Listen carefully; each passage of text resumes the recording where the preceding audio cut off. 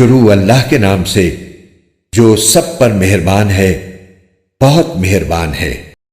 کاف ہا یا عین صاد، یہ تذکرہ ہے اس رحمت کا جو تمہارے پروردگار نے اپنے بندے زکریا پر کی تھی۔ یہ اس وقت کی بات ہے جب انہوں نے اپنے پروردگار کو آہستہ آہستہ آواز سے پکارا تھا۔ انہوں نے کہا تھا کہ میرے پروردگار، میری ہڈیاں تک کمزور پڑ گئی ہیں اور سر بڑھاپے کی سفیدی سے بھڑک اٹھا ہے، اور میرے پروردگار، میں آپ سے دعا مانگ کر کبھی نامراد نہیں ہوا، اور مجھے اپنے بعد اپنے چچازاد بھائیوں کا اندیشہ لگا ہوا ہے، اور میری بیوی بانجھ ہے، لہذا آپ خاص اپنے پاس سے مجھے ایک ایسا وارث عطا کر دیجئے جو میرا بھی وارث ہو اور یعقوب علیہ السلام کی میراث بھی پائے، اور یا رب اسے ایسا بنائیے جو خود آپ کا پسندیدہ ہو۔ آواز آئی کہ اے زکریا، ہم تمہیں ایک ایسے لڑکے کی خوشخبری دیتے ہیں جس کا نام یحییٰ ہوگا۔ اس سے پہلے ہم نے اس کے نام کا کوئی اور شخص پیدا نہیں کیا۔ زکریا نے کہا، میرے پروردگار، میرے یہاں لڑکا کس طرح پیدا ہوگا جبکہ میری بیوی بانجھ ہے، اور میں بڑھاپے سے اس حال کو پہنچ گیا ہوں کہ میرا جسم سوکھ چکا ہے۔ کہا، ہاں ایسا ہی ہوگا، تمہارے رب نے فرمایا ہے کہ یہ تو میرے لیے معمولی بات ہے، اور اس سے پہلے میں نے تمہیں پیدا کیا تھا جب تم کچھ بھی نہیں تھے۔ زکریا نے کہا، میرے پروردگار، میرے لیے کوئی نشانی مقرر فرما دیجئے۔ فرمایا، تمہاری نشانی یہ ہے کہ تم صحت مند ہونے کے باوجود 3 رات تک لوگوں سے بات نہیں کر سکو گے۔ چنانچہ وہ عبادت گاہ سے نکل کر اپنی قوم کے سامنے آئے اور ان کو اشارے سے ہدایت دی کہ تم لوگ صبح و شام اللہ کی تسبیح کیا کرو۔ پھر جب یحییٰ پیدا ہو کر بڑے ہو گئے تو ہم نے ان سے فرمایا، اے یحییٰ، کتاب کو مضبوطی سے تھام لو، اور ہم نے بچپن ہی میں ان کو دانائی بھی عطا کر دی تھی، اور خاص اپنے پاس سے نرم دلی اور پاکیزگی بھی، اور وہ بڑے پرہیزگار تھے اور اپنے والدین کے خدمت گزار، نہ وہ سرکش تھے نہ نافرمان، اور اللہ تعالیٰ کی طرف سے سلام ہے ان پر اس دن بھی جس روز وہ پیدا ہوئے، اس دن بھی جس روز انہیں موت آئے گی، اور اس دن بھی جس روز انہیں زندہ کر کے دوبارہ اٹھایا جائے گا۔ اور اس کتاب میں مریم کا بھی تذکرہ کرو، اس وقت کا تذکرہ جب وہ اپنے گھر والوں سے علیحدہ ہو کر اس جگہ چلی گئیں جو مشرق کی طرف واقع تھا۔ پھر انہوں نے ان لوگوں کے اور اپنے درمیان ایک پردہ ڈال لیا۔ اس موقع پر ہم نے ان کے پاس اپنی روح یعنی ایک فرشتے کو بھیجا جو ان کے سامنے ایک مکمل انسان کی شکل میں ظاہر ہوا۔ مریم نے کہا، میں تم سے خدا رحمان کی پناہ مانگتی ہوں، اگر تم میں اللہ کا خوف ہے تو یہاں سے ہٹ جاؤ۔ فرشتے نے کہا، میں تو تمہارے رب کا بھیجا ہوا فرشتہ ہوں، اور اس لیے آیا ہوں تاکہ تمہیں ایک پاکیزہ لڑکا دوں۔ مریم نے کہا، میرے لڑکا کیسے ہو جائے گا جبکہ مجھے کسی بشر نے چھوا تک نہیں ہے، اور نہ میں کوئی بدکار عورت ہوں۔ فرشتے نے کہا، ایسے ہی ہو جائے گا، تمہارے رب نے فرمایا ہے کہ یہ میرے لیے ایک معمولی بات ہے، اور ہم یہ کام اس لیے کریں گے تاکہ اس لڑکے کو لوگوں کے لیے اپنی قدرت کی ایک نشانی بنائیں اور اپنی طرف سے رحمت کا مظاہرہ کریں، اور یہ بات پوری طرح طے ہو چکی ہے۔ پھر ہوا یہ کہ مریم کو اس بچے کا حمل ٹھہر گیا، اور جب ولادت کا وقت قریب آیا تو وہ اس کو لے کر لوگوں سے الگ ایک دور مقام پر چلی گئی۔ پھر زچگی کے درد نے انہیں ایک کھجور کے درخت کے پاس پہنچا دیا۔ وہ کہنے لگیں، کاش کہ میں اس سے پہلے ہی مر گئی ہوتی اور مر کر بھولی بسری ہو جاتی۔ پھر فرشتے نے ان کے نیچے ایک جگہ سے انہیں آواز دی کہ غم نہ کرو، تمہارے رب نے تمہارے نیچے ایک چشمہ پیدا کر دیا ہے، اور کھجور کے تنے کو اپنی طرف ہلاؤ، اس میں سے پکی ہوئی تازہ کھجوریں تم پر جھڑیں گی۔ اب کھاؤ اور پیو اور آنکھیں ٹھنڈی رکھو، اور اگر لوگوں میں سے کسی کو آتا دیکھو تو اشارے سے کہہ دینا کہ آج میں نے خدائے رحمان کے لیے 1 روزے کی منت مانی ہے، اس لیے میں کسی بھی انسان سے بات نہیں کروں گی۔ پھر وہ اس بچے کو اٹھائے ہوئے اپنی قوم کے پاس آئیں۔ وہ کہنے لگے کہ مریم، تم نے تو بڑا غضب ڈھا دیا۔ اے ہارون کی بہن، نہ تو تمہارا باپ کوئی برا آدمی تھا، نہ تمہاری ماں کوئی بدکار عورت تھی۔ اس پر مریم نے اس بچے کی طرف اشارہ کیا۔ لوگوں نے کہا بھلا ہم اس سے کیسے بات کریں جو ابھی پالنے میں پڑا ہوا بچہ ہے؟ اس پر بچہ بول اٹھا کہ میں اللہ کا بندہ ہوں، اس نے مجھے کتاب دی ہے اور نبی بنایا ہے، اور جہاں بھی میں رہوں مجھے بابرکت بنایا ہے، اور جب تک زندہ رہوں مجھے نماز اور زکوٰۃ کا حکم دیا ہے، اور مجھے اپنی والدہ کا فرمانبردار بنایا ہے، اور مجھے سرکش اور سنگ دل نہیں بنایا۔ اللہ تعالیٰ کی طرف سے سلامتی ہے مجھ پر اس دن بھی جب میں پیدا ہوا، اور اس دن بھی جس دن میں مروں گا، اور اس دن بھی جب مجھے دوبارہ زندہ کر کے اٹھایا جائے گا۔ یہ ہیں عیسیٰ ابن مریم۔ ان کی حقیقت کے بارے میں سچی بات یہ ہے جس میں لوگ جھگڑ رہے ہیں۔ اللہ کی یہ شان نہیں ہے کہ وہ کوئی بیٹا بنائے، اس کی ذات پاک ہے۔ جب وہ کسی بات کا فیصلہ کر لیتا ہے تو بس اس سے یہ کہتا ہے کہ ہو جا، چنانچہ وہ ہو جاتی ہے۔ اور اے پیغمبر، لوگوں سے کہہ دو کہ یقیناً اللہ میرا بھی پروردگار ہے اور تمہارا بھی پروردگار، اس لیے اس کی عبادت کرو، یہی سیدھا راستہ ہے۔ پھر بھی ان میں سے مختلف گروہوں نے اختلاف ڈال دیا ہے، چنانچہ جس دن یہ ایک زبردست دن کا مشاہدہ کریں گے، اس دن ان کی بڑی تباہی ہوگی جنہوں نے کفر کا ارتکاب کیا ہے۔ جس روز یہ ہمارے پاس آئیں گے اس دن یہ کتنے سننے والے اور دیکھنے والے بن جائیں گے، لیکن یہ ظالم آج کھلی گمراہی میں پڑے ہوئے ہیں۔ اور اے پیغمبر، ان کو اس پچھتاوے کے دن سے ڈرائیے جب ہر بات کا آخری فیصلہ ہو جائے گا، جبکہ یہ لوگ اس وقت غفلت میں ہیں اور ایمان نہیں لا رہے۔ یقین جانو کہ زمین اور اس پر سارے رہنے والوں کے وارث ہم ہی ہوں گے، اور ہماری طرف ہی ان سب کو لوٹایا جائے گا۔ یاد کرو جب انہوں نے اپنے باپ سے کہا تھا کہ ابا جان، آپ ایسی چیزوں کی کیوں عبادت کرتے ہیں جو نہ سنتی ہیں نہ دیکھتی ہیں اور نہ آپ کا کوئی کام کر سکتی ہیں؟ میرے پاس ایک ایسا علم آیا ہے جو آپ کے پاس نہیں آیا، اس لیے میری بات مان لیجئے، میں آپ کو سیدھا راستہ بتلا دوں گا۔ ابا جان، شیطان کی عبادت نہ کیجئے، یقین جانیے کہ شیطان خدائے رحمان کا نافرمان ہے۔ ابا جان، مجھے اندیشہ ہے کہ خدائے رحمان کی طرف سے آپ کو کوئی عذاب نہ آ پکڑے جس کے نتیجے میں آپ شیطان کے ساتھی بن کر رہ جائیں۔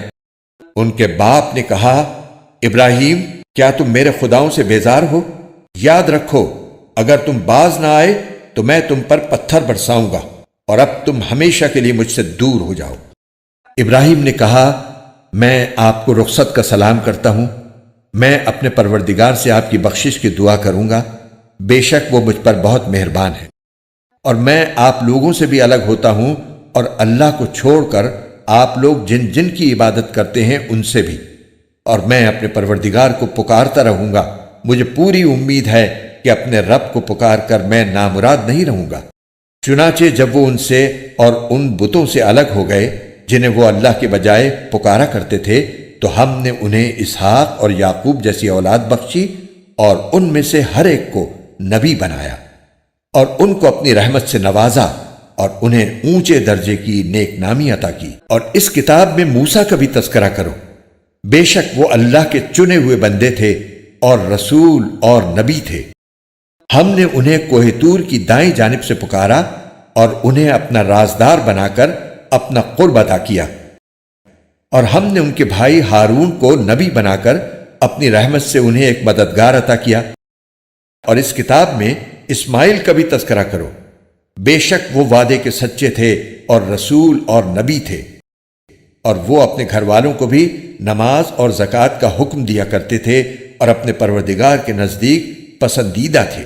اور اس کتاب میں ادریس کا بھی تذکرہ کرو، بے شک وہ سچائی کے خوگر نبی تھے، اور ہم نے انہیں رفعت دے کر ایک بلند مقام تک پہنچا دیا تھا۔ آدم کی اولاد میں سے یہ وہ نبی ہیں جن پر اللہ نے انعام فرمایا، اور ان میں سے کچھ ان لوگوں کی اولاد میں سے ہیں جن کو ہم نے نوح کے ساتھ کشتی میں سوار کیا تھا، اور کچھ ابراہیم اور اسرائیل یعنی یعقوب کی اولاد میں سے ہیں، اور یہ سب ان لوگوں میں سے ہیں جن کو ہم نے ہدایت دی اور اپنے دین کے لیے منتخب کیا۔ جب ان کے سامنے خدائے رحمان کی آیتوں کی تلاوت کی جاتی تو یہ روتے ہوئے سجدے میں گر جاتے تھے۔ پھر ان کے بعد ایسے لوگ ان کی جگہ آئے جنہوں نے نمازوں کو برباد کیا اور اپنی نفسانی خواہشات کے پیچھے چلے، چنانچہ ان کی گمراہی بہت جلد ان کے سامنے آ جائے گی۔ البتہ جن لوگوں نے توبہ کر لی اور ایمان لے آئے اور نیک عمل کیے تو ایسے لوگ جنت میں داخل ہوں گے اور ان پر ذرا بھی ظلم نہیں ہوگا۔ ان کا داخلہ ایسے ہمیشہ باقی رہنے والے باغات میں ہوگا جن کا خدائے رحمان نے اپنے بندوں سے ان کے دیکھے بغیر ان سے وعدہ کر رکھا ہے۔ یقیناً اس کا وعدہ ایسا ہے کہ یہ اس تک ضرور پہنچیں گے۔ وہ اس میں سلامتی کی باتوں کے سوا کوئی لغو بات نہیں سنیں گے اور ان کا رزق انہیں صبح و شام ملا کرے گا۔ یہ ہے وہ جنت جس کا وارث ہم اپنے بندوں میں سے اس کو بنائیں گے جو متقی ہو۔ اور فرشتے تم سے یہ کہتے ہیں کہ ہم آپ کے رب کے حکم کے بغیر اتر کر نہیں آتے۔ جو کچھ ہمارے آگے ہے اور جو کچھ ہمارے پیچھے ہے اور جو کچھ ان کے درمیان ہے وہ سب اسی کی ملکیت ہے، اور تمہارا رب ایسا نہیں ہے جو بھول جایا کرے۔ وہ آسمانوں اور زمین کا بھی مالک ہے اور جو مخلوقات ان کے درمیان ہیں ان کا بھی، لہذا تم اس کی عبادت کرو اور اس کی عبادت پر جمے رہو۔ کیا تمہارے علم میں کوئی اور ہے جو اس جیسی صفات رکھتا ہو؟ اور کافر انسان یہ کہتا ہے کہ جب میں مر چکا ہوں گا تو کیا واقعی اس وقت مجھے زندہ کر کے نکالا جائے گا؟ کیا اس انسان کو یہ بات یاد نہیں آتی کہ ہم نے اسے اس وقت پیدا کیا تھا جب وہ کچھ بھی نہیں تھا؟ تو قسم ہے تمہارے پروردگار کی، ہم ان کو اور ان کے ساتھ سارے شیطانوں کو ضرور اکٹھا کریں گے، پھر ان کو دوزخ کے گرد اس طرح لے کر آئیں گے کہ یہ سب گھٹنوں کے بل گرے ہوئے ہوں گے۔ پھر ان کے ہر گروہ میں سے ان لوگوں کو کھینچ نکالیں گے جو خدائے رحمان کے ساتھ سرکشی کرنے میں زیادہ سخت تھے۔ پھر یہ بات ہم ہی خوب جانتے ہیں کہ وہ کون لوگ ہیں جو سب سے پہلے اس دوزخ میں جھونکے جانے کے زیادہ مستحق ہیں، اور تم میں سے کوئی نہیں ہے جس کا اس دوزخ پر گزر نہ ہو۔ اس بات کا اللہ نے حتمی طور پر ذمہ لے رکھا ہے۔ پھر جن لوگوں نے تقوی اختیار کیا ہے انہیں تو ہم نجات دے دیں گے، اور جو ظالم ہیں انہیں اس حالت میں چھوڑ دیں گے کہ وہ اس دوزخ میں گھٹنوں کے بل پڑے ہوں گے۔ اور جب ان کے سامنے ہماری کھلی کھلی آیتیں تلاوت کی جاتی ہیں تو کافر لوگ مومنوں سے کہتے ہیں کہ بتاؤ ہم دونوں فریقوں میں سے کس کا مقام زیادہ بہتر ہے اور کس کی مجلس زیادہ اچھی ہے؟ اور یہ نہیں دیکھتے کہ ان سے پہلے ہم کتنی نسلیں ہلاک کر چکے ہیں جو اپنے ساز و سامان اور ظاہری آن بان میں ان سے کہیں بہتر تھیں۔ کہہ دو کہ جو لوگ گمراہی میں جا پڑیں تو ان کے لیے مناسب یہی ہے کہ خدائے رحمان انہیں خوب ڈھیل دیتا رہے، یہاں تک کہ جب یہ لوگ وہ چیز خود دیکھ لیں گے جس سے انہیں ڈرایا جا رہا ہے، چاہے وہ اس دنیا کا عذاب ہو یا قیامت، تو اس وقت انہیں پتہ چلے گا کہ بدترین مقام کس کا تھا اور لشکر کس کا زیادہ کمزور تھا۔ اور جن لوگوں نے سیدھا راستہ اختیار کر لیا ہے اللہ ان کو ہدایت میں اور ترقی دیتا ہے، اور جو نیک عمل باقی رہنے والے ہیں ان کا بدلہ بھی اللہ کے یہاں بہتر ملے گا اور ان کا مجموعی انجام بھی بہتر ہوگا۔ بھلا تم نے اس شخص کو بھی دیکھا جس نے ہماری آیتوں کو ماننے سے انکار کیا ہے اور یہ کہا ہے کہ مجھے مال اور اولاد آخرت میں بھی ضرور ملیں گے؟ کیا اس نے عالم غیب میں جھانک کر دیکھ لیا ہے یا اس نے خدائے رحمان سے کوئی عہد لے رکھا ہے؟ ہرگز نہیں۔ جو کچھ یہ کہہ رہا ہے ہم اسے بھی لکھ رکھیں گے اور اس کے عذاب میں اور اضافہ کر دیں گے، اور جس مال اور اولاد کا یہ حوالہ دے رہا ہے اس کے وارث ہم ہوں گے، اور یہ ہمارے پاس تنہا آئے گا۔ اور ان لوگوں نے اللہ کے سوا دوسرے معبود اس لیے بنا رکھے ہیں تاکہ وہ ان کی پشت پناہی کریں۔ یہ سب غلط بات ہے۔ وہ تو ان کی عبادت ہی کا انکار کر دیں گے اور الٹے ان کے مخالف ہو جائیں گے۔ اے پیغمبر، کیا تمہیں یہ معلوم نہیں ہے کہ ہم نے کافروں پر شیاطین چھوڑ رکھے ہیں جو انہیں برابر اکساتے رہتے ہیں؟ لہذا تم ان کے معاملے میں جلدی نہ کرو، ہم تو ان کے لیے گنتی گن رہے ہیں۔ اس دن کو نہ بھولو جس دن ہم سارے متقی لوگوں کو مہمان بنا کر خدائے رحمان کے پاس جمع کریں گے، اور مجرموں کو پیاسے جانوروں کی طرح ہکا کر دوزخ کی طرف لے جائیں گے۔ لوگوں کو کسی کی سفارش کرنے کا اختیار بھی نہیں ہوگا سوائے ان لوگوں کے جنہوں نے خدائے رحمان سے کوئی اجازت حاصل کر لی ہو۔ اور یہ لوگ کہتے ہیں کہ خدائے رحمان کی کوئی اولاد ہے۔ ایسی بات کہنے والوں، حقیقت یہ ہے کہ تم نے بڑی سنگین حرکت کی ہے۔ کچھ بعید نہیں کہ اس کی وجہ سے آسمان پھٹ پڑیں، زمین شق ہو جائے اور پہاڑ ٹوٹ کر گر پڑیں، کہ ان لوگوں نے خدائے رحمان کے لیے اولاد ہونے کا دعویٰ کیا ہے، حالانکہ خدائے رحمان کی یہ شان نہیں ہے کہ اس کی کوئی اولاد ہو۔ آسمانوں اور زمین میں جتنے لوگ ہیں ان میں سے کوئی ایسا نہیں ہے جو خدائے رحمان کے حضور بندہ بن کر نہ آئے۔ یقین رکھو کہ اس نے سب کا احاطہ کر رکھا ہے اور انہیں خوب اچھی طرح گن رکھا ہے، اور قیامت کے دن ان میں سے ایک ایک شخص اس کے پاس اکیلا آئے گا۔ ہاں، بے شک جو لوگ ایمان لے آئے ہیں اور انہوں نے نیک عمل کیے ہیں، خدائے رحمان ان کے لیے دلوں میں محبت پیدا کر دے گا۔ چنانچہ اے پیغمبر، ہم نے اس قرآن کو تمہاری زبان میں آسان بنا دیا ہے تاکہ تم اس کے ذریعے متقی لوگوں کو خوشخبری دو اور اسی کے ذریعے ان لوگوں کو ڈراؤ جو ضد کی وجہ سے جھگڑے پر آمادہ ہیں۔ ان سے پہلے ہم کتنی ہی قوموں کو ہلاک کر چکے ہیں۔ کیا تمہیں ٹٹولنے سے بھی ان میں سے کسی کا پتہ ملتا ہے، یا ان میں سے کسی کی بھنک بھی تمہیں سنائی دیتی ہے؟ قرآن کے خوبصورت اور ایمان افروز اردو اور ہندی ترجمہ و تفسیر کے ویڈیوز کو دیکھنے کے لیے ہمارے چینل بیوٹیفل قرآن کے بھی کو لائک، سبسکرائب اور شیئر کیجیے۔ شکریہ۔